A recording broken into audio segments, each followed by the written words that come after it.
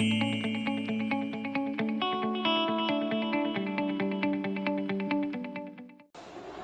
बच्चों, welcome back to the happy classes. आज हम लोग स्टार्ट करने वाले हैं 11th की फिजिक्स का एक one of the toughest chapter. और टफेस्ट होना हो लेकिन वो सबके लिए एक टफ चैप्टर बना रहा है, ठीक है। उसके हम स्टार्ट करेंगे, यहाँ पे कंप्लीट लेक्चर करेंगे बिल्कुल स्टार्टिंग से एंड तक, ठीक। और कुछ न्यूमेरिकल्स स्पेशल उसमें डिस्कस करेंगे, तो बने रहिएगा साथ। स्टार्ट करते हैं। चैप्टर का नाम है आपका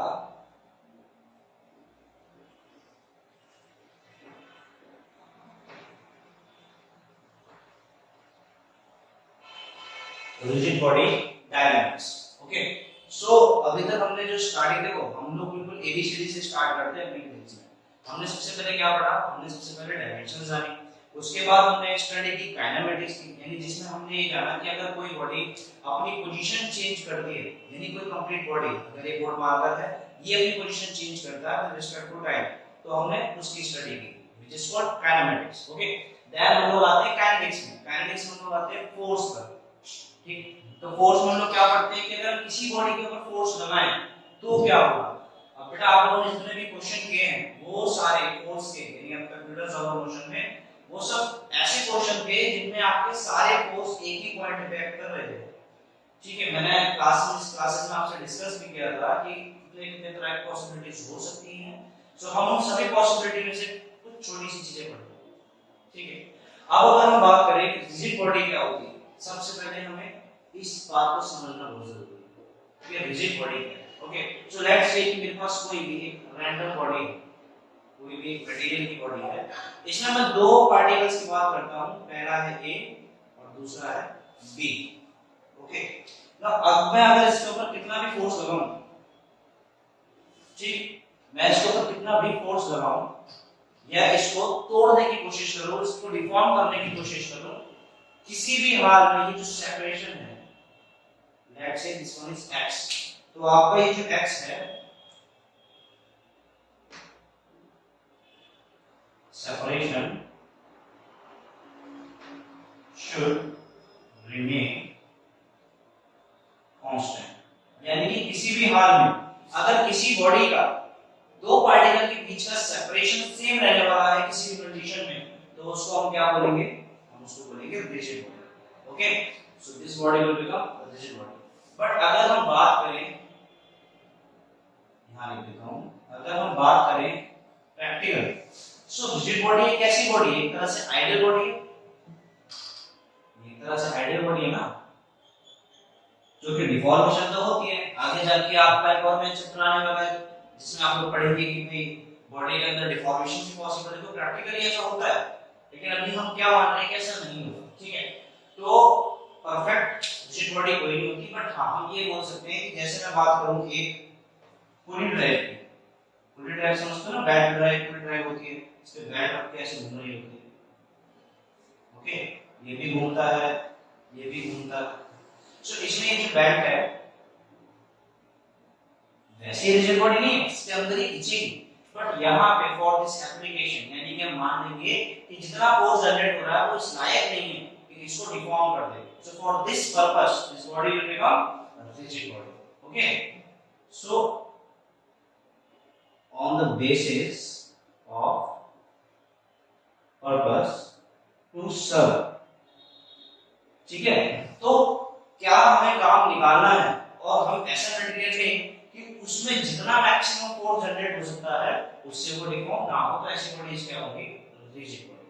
अब रिजिड बॉडी डायनामिक्स, और हम बात करें रिजिड बॉडी का मोशन ग्रेविटी में कैसा होता है, ठीक। तो आज के हम फर्स्ट लेक्चर बिल्कुल स्टार्ट करेंगे, कांसेप्ट डेवलप करने की कोशिश करेंगे कि जो आपके मोशंस हैं आप उनको कैसे विजुअलाइज करें कि प्रैक्टिकली हो क्या है। ओके,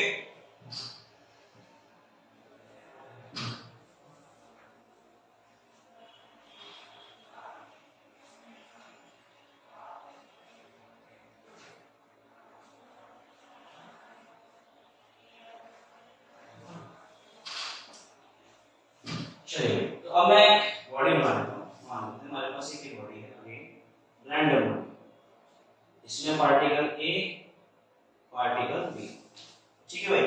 अब अगर ये मोशन कर रही है, समझिए कि इसका ये पार्टिकल चल रहा है v वेलोसिटी से and b particle is also with v velocity. So after some time ये दोनों पार्टिकल यहां पहुंच गए, ठीक है। अब मैं इस बॉडी को दोबारा रिफॉर्म करूं इसके अराउंड, थोड़ी सिंपल बॉडी लेट कर देते हैं बस, दोबारा बनाना थोड़ा टफ हो जाएगा। So you make it like this, okay. सो ये बॉडी कुछ देर बाद यहां आ जाएगी। सो अगर आप ध्यान दो, आप किसी भी पार्टिकल को लेट कर लो, ये पार्टिकल यहां पहुंच गया, ये पार्टिकल यहां पहुंच गया, ये पार्टिकल यहां पहुंच गया, तो यहां सारे पार्टिकल एक दूसरे के कैसे मोशन में हैं?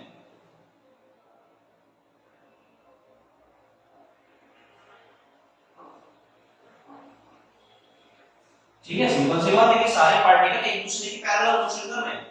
तो इस तरह के मोशन को हम क्या बोलते हैं? इस तरह का मोशन को हम बोलेंगे ट्रांसलेशन मोशन। यानी कि बॉडी क्या कर रही है, सपोज अगर मेरे पास ये बोर्ड मार्कर है, ये ऐसे रखा है कि इसी तरह मूव कर रहा है, ओके। अगर ये ऐसे रखा है तो इसी तरह मूव कर रहा है, यानी कि सारे पार्टिकल एक दूसरे के पैरेलल मूव करेंगे। तो ऐसे मोशन को हम क्या बोलेंगे? ऐसे मोशन को हम बोलेंगे ट्रांसलेशन। क्लियर है? चलो नेक्स्ट हम बात करते हैं सर्कुलर मोशन। ठीक है, तो हम किसकी बात कर रहे थे? Circular motion. अब देखो भाई, सर्कुलर मोशन जैसे कि आप जब कहीं सड़क पे जाते हो तो आपने देखो कई बार आपको राउंड अबाउट यानी गोल चक्कर जो हम बोलते हैं उसमें मूव करना पड़ता है। ठीक, तो वो कैसा होता है? कुछ इस तरह का होता है, एक सर्कल होगा, ये रोड ट्रैक होगा, ओके। अब इसमें आपके राउंड अबाउट पे बोलते हैं मोस्टली 4 वेज या गोल चक्कर देता है, तो डिफरेंट डिफरेंट पाथ आपके वहां से अवेलेबल होते हैं, ठीक है, एक्सेस से हम बोलते हैं। बट लेट अज्यूम कि अगर एक कार, सपोज एक कार इस राउंड अबाउट के पाथ में घूम रही है, ठीक है। सो आप नोटिस करो वो जहां भी घूम रही है उसकी कोई ना कोई रेडियस होगी from the centre of this roundabout, okay. After some time ये कार कहां पहुंच जाएगी?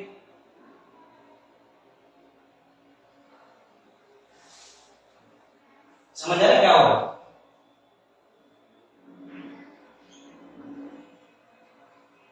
ठीक है, कार की वेलोसिटी भी है अभी, लेकिन ये हर बार अगर ध्यान से देखो तो रेडियस के परपेंडिकुलर, बट ये जो पाथ फॉलो कर रही है ये कैसा पाथ है? Circular path. So circular motion जो है वो कोई एक ऑब्जेक्ट पकड़ता है, यानी कि ऑब्जेक्ट का जो कंप्लीट पाथ सर्कुलर बन जाए तो उसे हम क्या बोलेंगे? Circular motion. ठीक, रोटेशन और सर्कुलर कई बार कंफ्यूजन हो जाता है। अब जब रोटेशन की बात करेंगे तो हमें बात थोड़ी सी क्लियर होगी इस सर्कल और रोटेशन में क्या है। इसके आप क्या कहते हैं फॉर्मूले की चिंता मत करो, अभी जस्ट कांसेप्ट की बात कर रहे हैं, फिर हम नेक्स्ट लेक्चर में सर्कुलर मोशन से बिल्कुल बेसिक से स्टार्ट करेंगे, ओके। चलो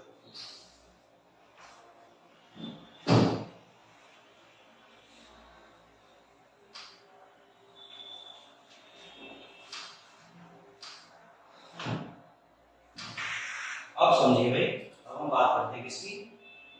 रोटेशन। ठीक है, एक बॉडी रोटेशन क्या होता है, रोटेट करने का मतलब क्या है?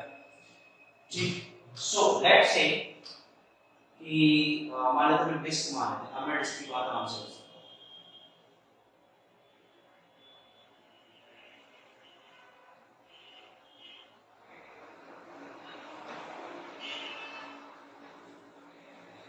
ओके।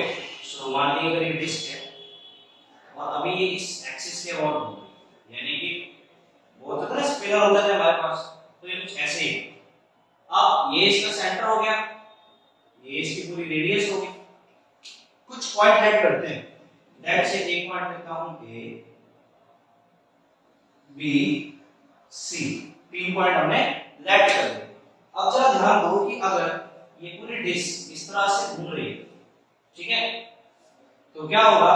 एक पार्टिकल जो है ये वाला, ये कुछ r a दूरी पर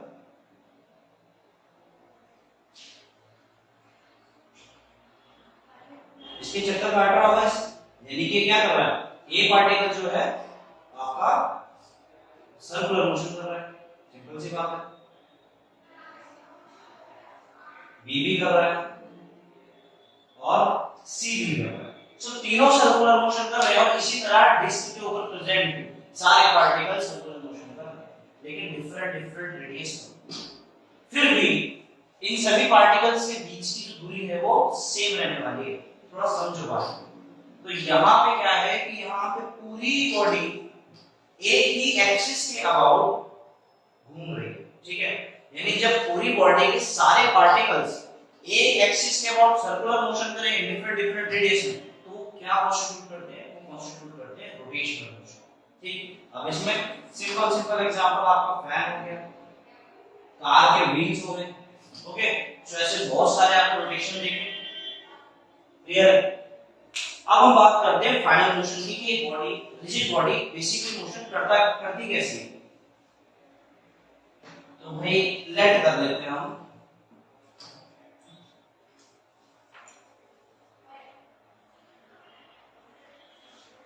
एक rectangular block, okay, so there is a point A, another point is B, ठीक। अगर मैं इस बोर्ड मार्कर को फेंकता हूं, ठीक है, सो आप क्या नोटिस करोगे कि ये आगे तो जा रहा है लेकिन साथ में ये, यानी कि अगर मैं बात करूं ये घूम रहा है इस पॉइंट के अबाउट, तो ये कुछ ऐसे आ जाएगा और ये कुछ ऐसे चल जाएगा, okay. So this point will become this one, this one will become this one, okay। so ये आपका A पॉइंट, ये आपका B पॉइंट, कुछ देर बाद ऐसे हो गए और एक पॉइंट है तो O, ये O पॉइंट कहां पहुंच गया आपका यहाँ, ठीक है। तो ये जो आपका बोर्ड मार्कर है, इसका मोशन अगर मैं ध्यान से ऑब्जर्व करूं तो कैसा होने वाला है, ये दो चीजों का मिक्सर हुआ यहाँ पे। क्या क्या होगा, फर्स्ट वन की अगर हम बात करें तो सबसे पहले इसने क्या करा, ये पार्टिकल्स, सपोज करो अगर मैं रेड मार्कर और ब्लू मार्कर से इसको बनाऊं तो ये कुछ ऐसा रहा होगा,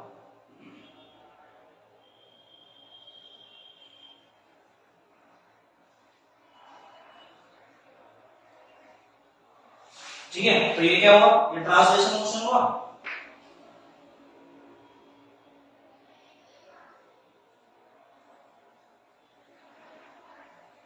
okay. So this is a, तो पहले क्या हुआ, ये ट्रांसलेशन मोशन करके आगे।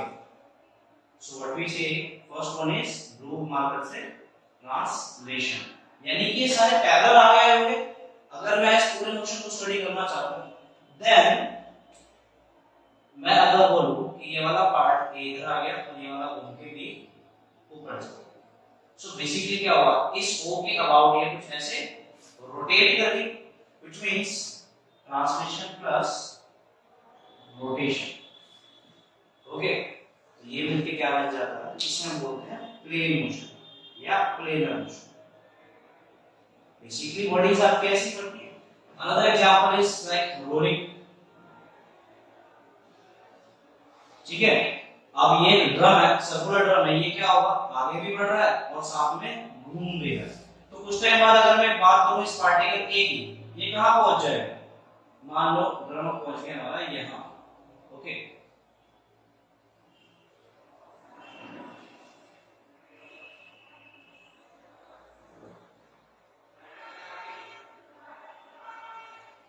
ठीक है।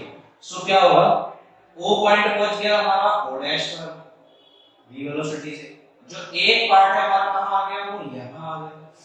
तो क्या हुआ होगा, सबसे पहले ये A पार्टिकल अगेन देखो यहां आया होगा इसके साथ, ठीक है।